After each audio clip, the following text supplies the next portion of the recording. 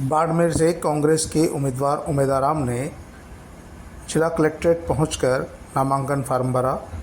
इस दौरान राजस्थान के पूर्व उप मुख्यमंत्री सचिन पायलट, पूर्व मंत्री हेमाराम चौधरी, पूर्व मंत्री हरीश चौधरी, पूर्व सांसद कर्नल सोनाराम, पूर्व मंत्री साले मोहम्मद सहित बाड़मेर जैसलमेर के अधिकांश नेता मौजूद रहे। सचिन पायलट ने इस दौरान मीडिया से बातचीत में कहा कि देश में इस समय बदलाव का माहौल चल रहा है और लोग सरकार को बदलना चाहते हैं।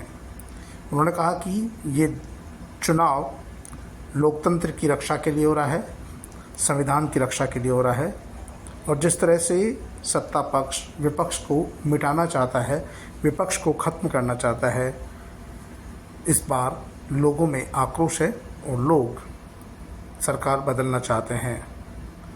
एक सवाल के जवाब में उन्होंने कहा कि इस बार देश में अलग माहौल है, लोगों में मौजूदा सरकार के खिलाफ आक्रोश है, गुस्सा है और इसका नतीजा चुनाव परिणामों में ज़रूर देखने को मिलेगा। उन्होंने कहा कि सरकार की गलत नीतियों से देश का किसान, मजदूर, युवा, महिला सब परेशान है। मोदी जी ने वादे तो बहुत किए लेकिन वादे निभाए नहीं। अब बात करते हैं 1947 तक का।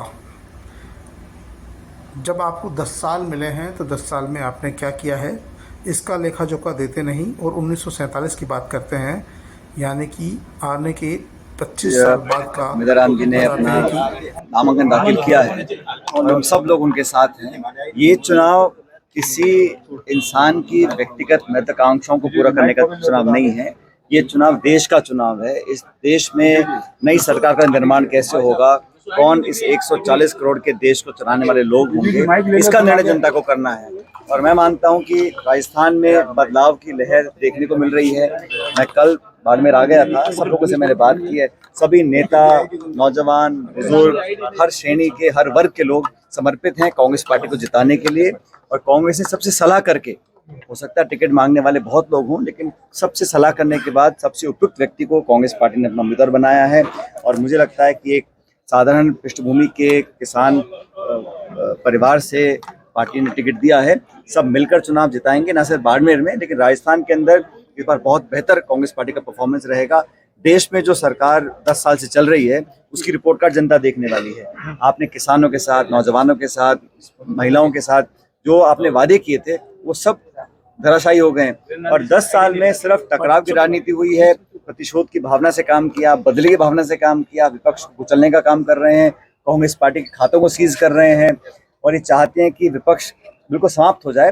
ये लोकतंत्र के लिए शुभ संकेत नहीं है। इसलिए ये चुनाव संवैधानिक संस्थाओं का संरक्षण करने का चुनाव है, ये चुनाव देश में बदलाव का चुनाव है, ये चुनाव अहंकार को खत्म करने का चुनाव है और यहाँ पर सब लोग मिलकर हाथ के निशान पर कांग्रेस पार्टी को जिताकर भेजेंगे। मोदी वादे पूरे भी तो हों, वो तो 14 में भी किया था, 19 में भी किया था। वो बात करें 2047 की।